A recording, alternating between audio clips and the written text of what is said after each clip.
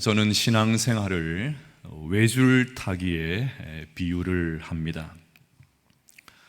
양극단에 빠지는 것은 언제나 위험합니다. 주의를 기울이지 않으면 쉽게 한쪽으로 치우치게 됩니다.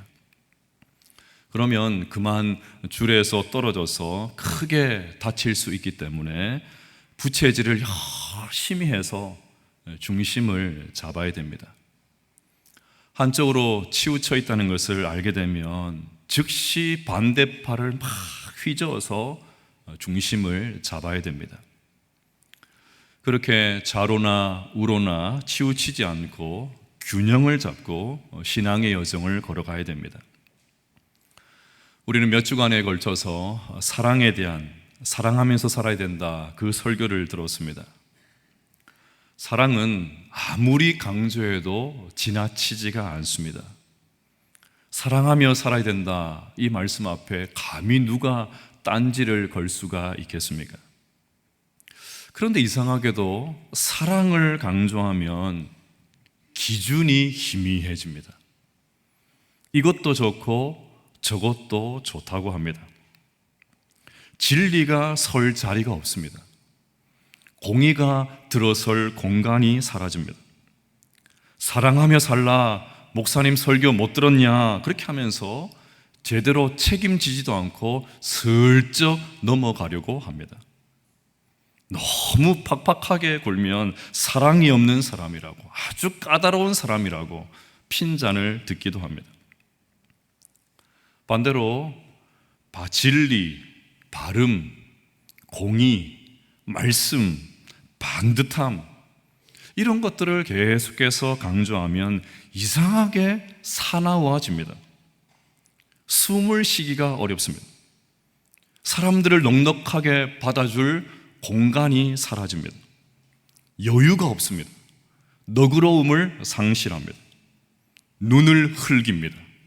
말이 거칠어집니다. 표정은 또 왜 그렇게 사나워지는지요?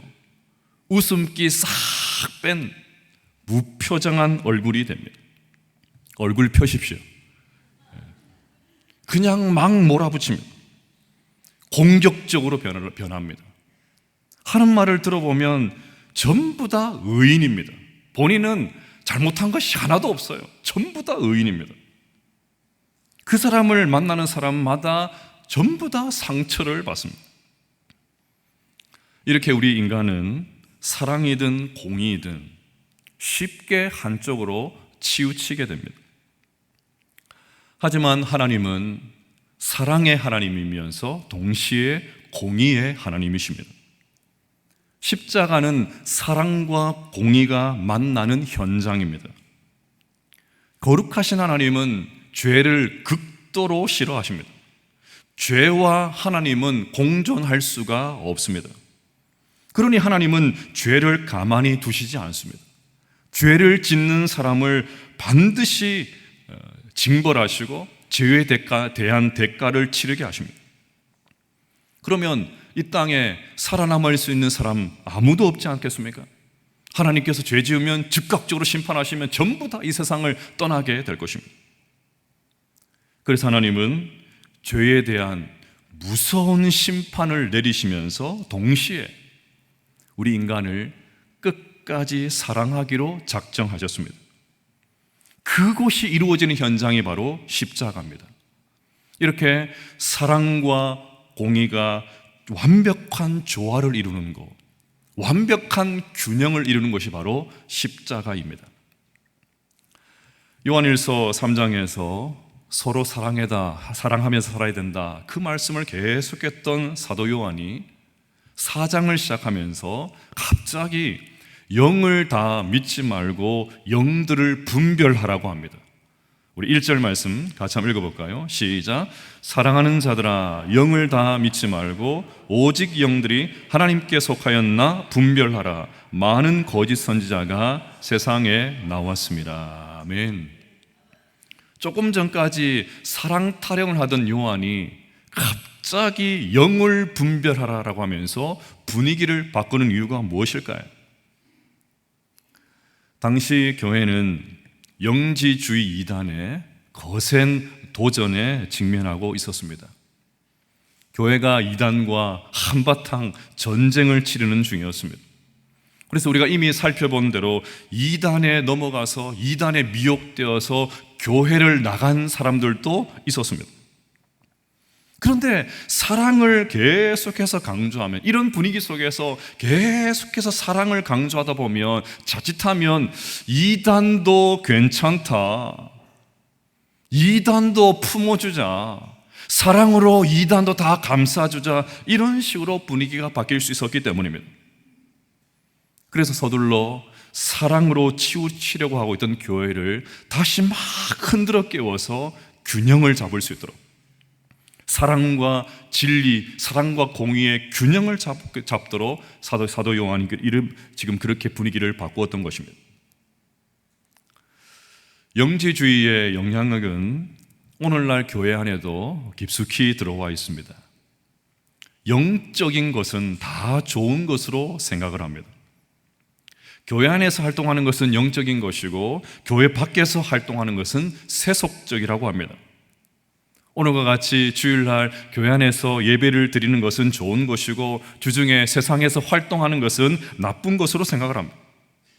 기도는 영적인 것이고 운동하는 것은 세속적인 것이고 찬양은 영적인 것이고 가요나 트로트는 세속적인 것이고 딱 분리해서 생각을 합니다.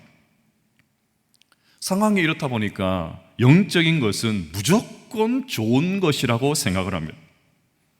그래서 우리는 초자연적인 것이 일어나면 거기에 신적인 의미를 부여합니다. 뭔가 능력이 나타나고 기적이 일어나고 치유가 일어나면, 이런 초자연적인 현상이 일어나면 무조건 하나님께서 하신 일이다, 하나님께서 하셨다, 그렇게 결론 지어버립니다. 눈앞에서 그런 것들이 일어나면 그냥 믿어버립니다. 그럼 사람들이 말도 되지 않는 이단에 넘어가는 중요한 이유 가운데 하나도 여기에 있습니다. 눈앞에서, 내가 보는 눈앞에서 기적이 일어났는데 어떻게 안 믿겠냐고 합니다. 병이 나았다고 합니다. 병원에서 시한부 판정을 내렸고 병원에서 이미 다 포기했는데 그 교주가 기도했더니 벌떡 일어났다고 합니다. 하지만 여러분, 눈으로 본 것을 다 믿어야 될까요? 초자연적인 현상을 무조건 하나님의 역사로 이해해야 될까요? 아닙니다. 영적이라고 해서 다 좋은 것이 아닙니다. 초자연적인 현상이 일어났다고 해서 다 하나님께서 하신 일이 아닙니다. 사탄 마귀도 얼마든지 그런 일들 할 수가 있습니다. 데살로니가후서 2장 9절과 10절을 한번 읽어보겠습니다. 시작. 악한 자의 나타남은 사탄의 활동을 따라 모든 능력과 표적과 거짓 기적과 불의의 모든 속임으로 멸망하는 자들에게 있으리니 이는 그들이 진리의 사랑을 받지 아니하여 구원함을 받지 못함이라. 보십시오. 능력, 표적, 거짓 기적, 불의, 사탄의 활동으로부터 난다. 그래서 오늘 본문은 영을 다 믿지 말라고 합니다. 그 영이 하나님께 속했는지 마귀에게 속했는지 분별하라고 합니다. 그럼 우리의 신앙의 여정에 분별이 얼마나 중요한지 모릅니다. 분별하지 못하면 넘어갑니다. 분별하지 못하면, 분별에 실패하면 이단에 빠집니다. 여러분, 어디에 투자해서 어떻게 좀 돈을 좀 많이 벌 수 있을까? 어떤 종목에 투자하면 좋을까? 이런 것만 분별하지 말고 영을 분별할 수 있어야 됩니다. 가르침을 분별해야 됩니다. 성경에는 분별에 실패해서 망하는 이야기가 많이 기록되어 있습니다. 북이스라엘의 왕이었던 아합은 남유다 여호사밧 왕과 동맹을 맺어서 길르앗 라못을 치려고 했습니다. 그러자 여호사밧 왕이 전쟁 치르기 전에 하나님의 뜻이 어떤지 한번 좀 물어보면 좋겠습니다. 그렇게 아합에게 요청을 합니다. 그래서 아합은 400명의 선지자를 다 불러 모아서 묻습니다. 내가 길르앗 라못에 가서 싸우랴 말랴. 그러자 선지자들이 입이라도 맞춘 듯이 올라가소서 주께서 그 성읍을 왕의 손에 넘기시리이다, 이렇게 대답을 합니다. 그럴 수밖에 없죠.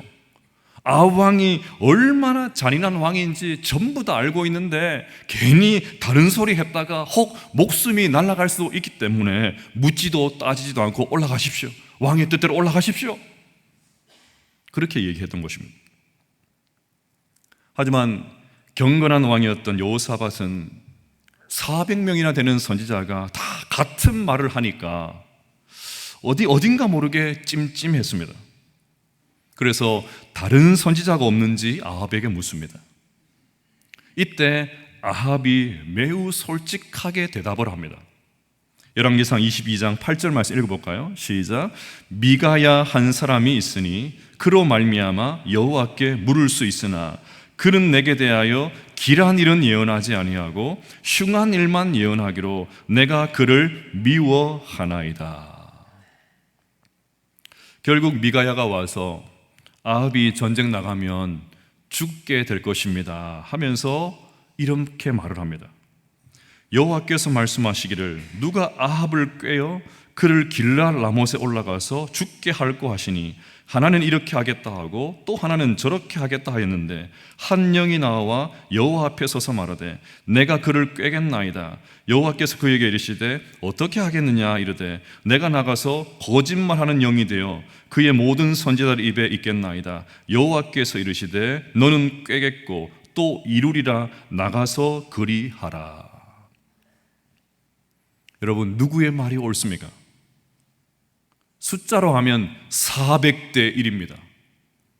400명의 선지자가 같은 말을 하고 미가야만 다른 말을 합니다. 400대 1입니다. 여러분이 아합이었다면 누구의 말을 따르시겠습니까? 결국 아합과 여호사밧은 거짓말하는 영인 줄도 모르고 400명의 선지자의 말을 믿고 전쟁에 나갔다가 아합은 미가야가 예언하는 대로 전사하고 말았습니다. 보십시오. 아합은 분별에 실패했습니다.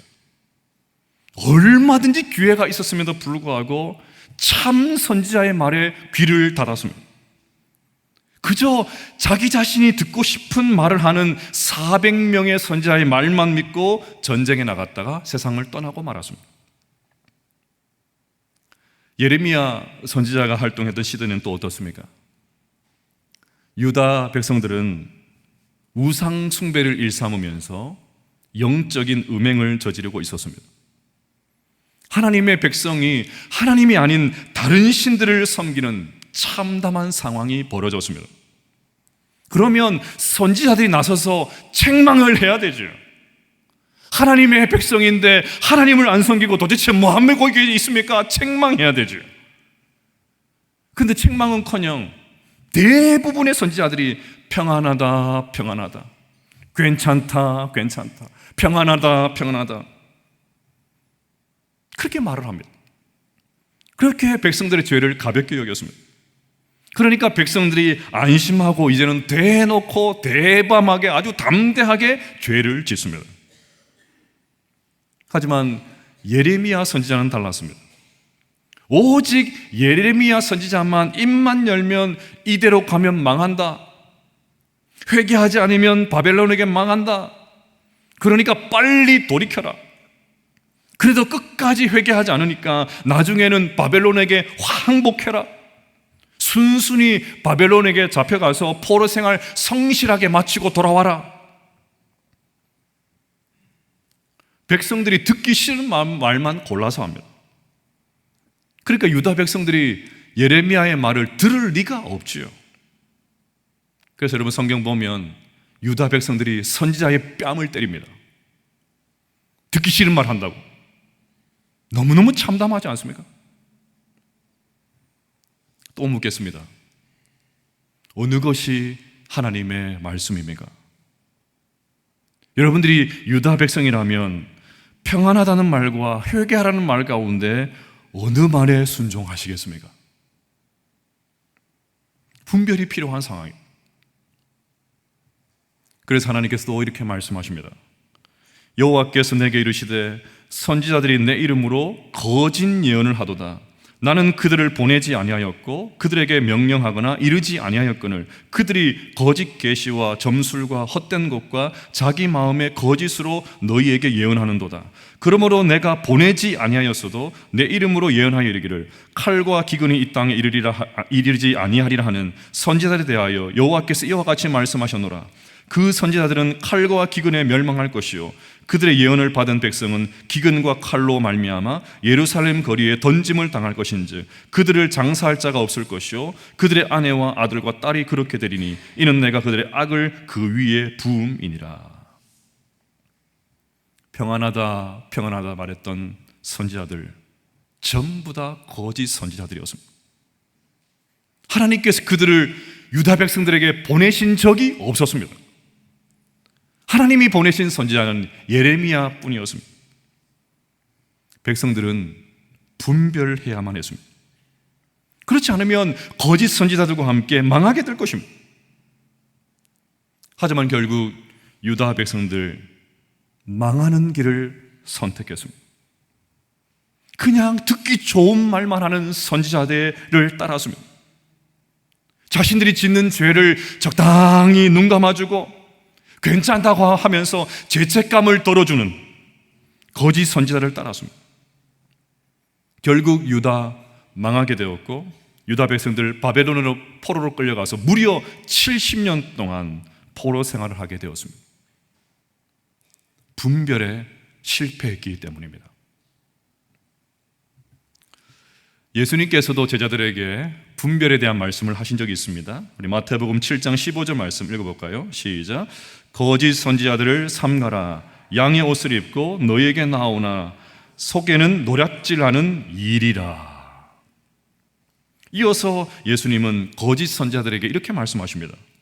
그날에 많은 사람이 나더러 이르되 주여 주여 우리가 주의 이름으로 선지자 노릇하며 주의 이름으로 귀신을 쫓아내며 주의 이름으로 많은 권능을 행하지 아니하였나이까 하리니 그때 내가 그들에게 밝히 말하되 내가 너희를 도무지 알지 못하니 불법을 행하는 자들아 내게서 떠나가라 하리라.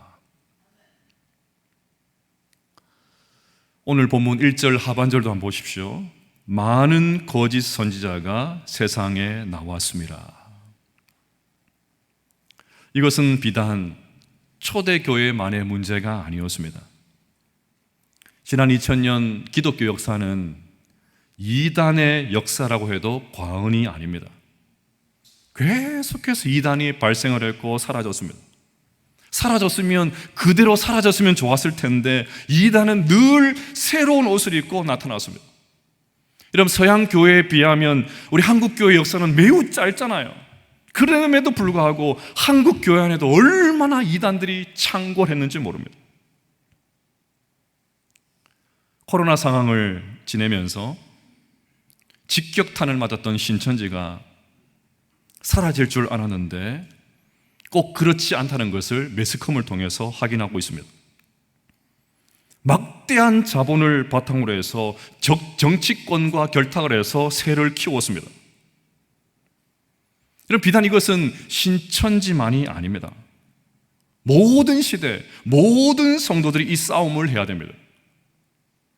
그러니 오늘 성경이 말하는 영을 다 믿지 말고 오직 영들이 하나님께 속하였나 분별하라. 이 말씀 우리는 들어야 됩니다. 자, 그러면 결론적으로 살펴보겠습니다.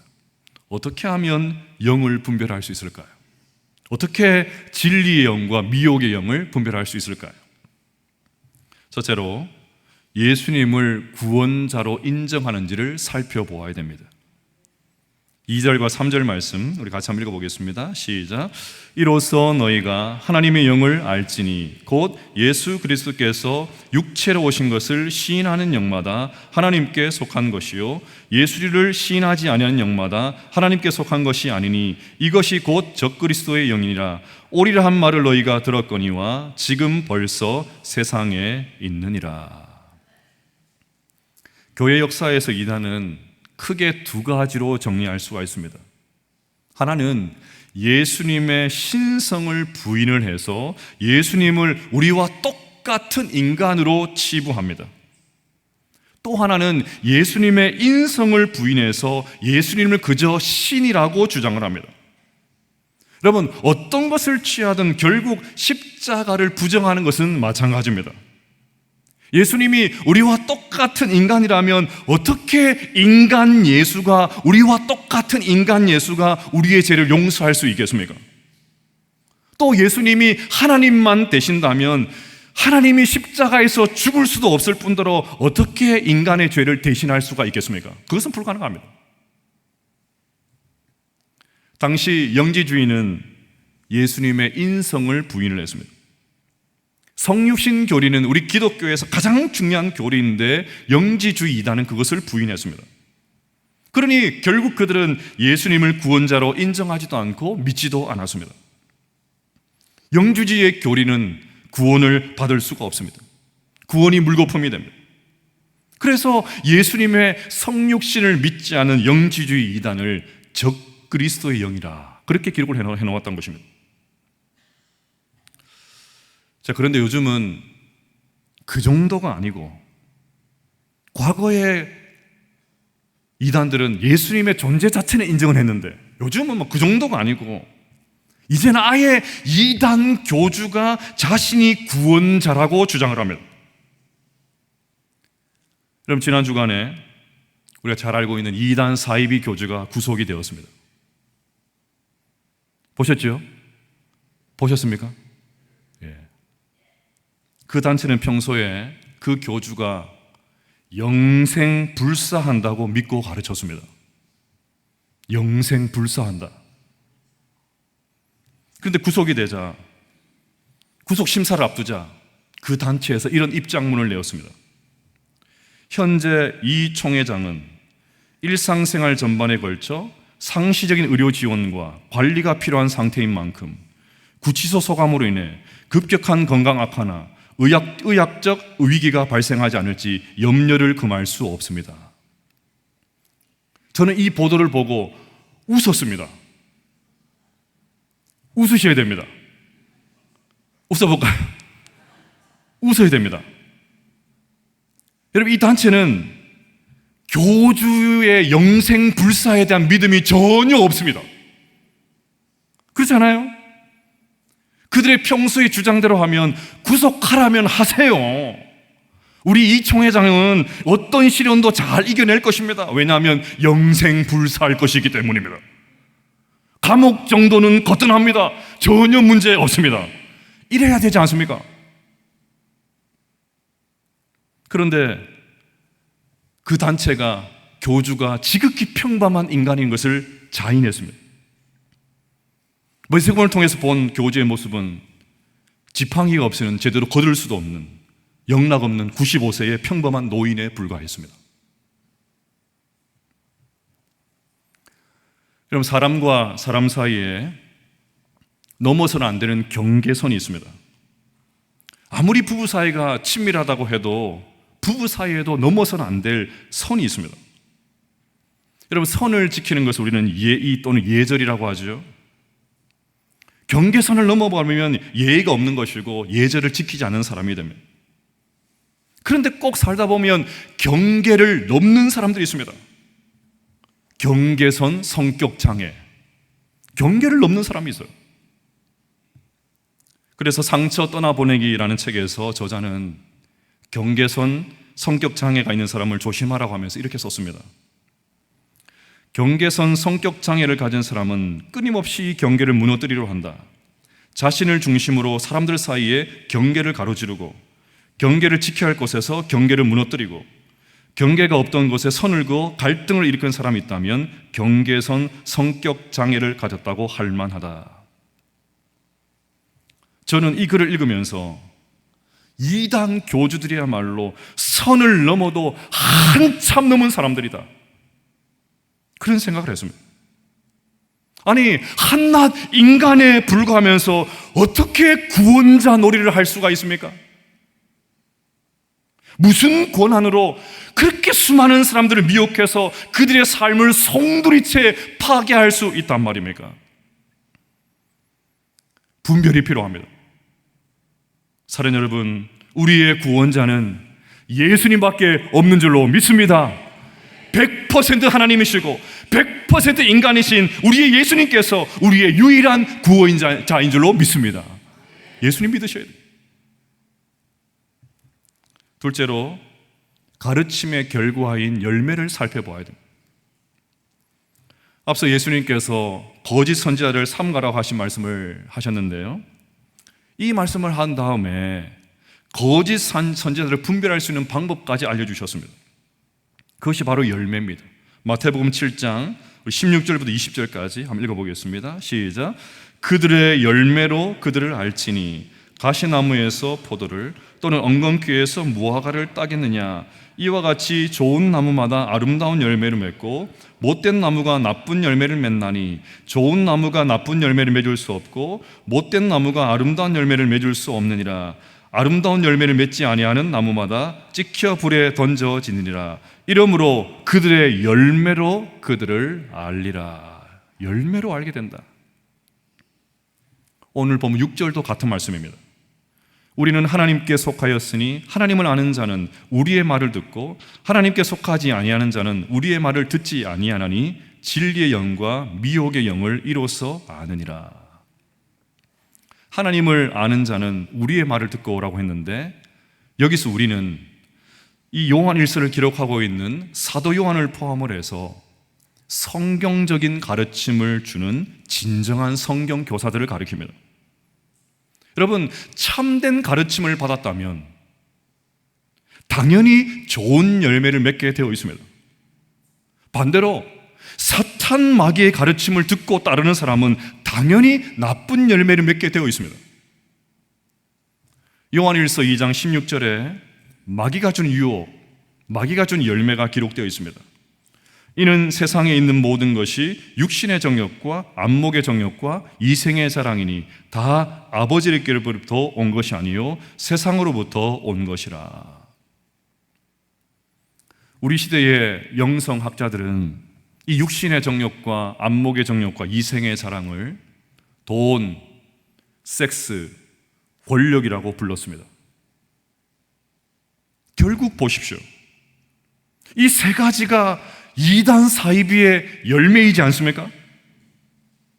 결국 교주가 이 세 가지에 탐닉하고 있는 것 아닙니까?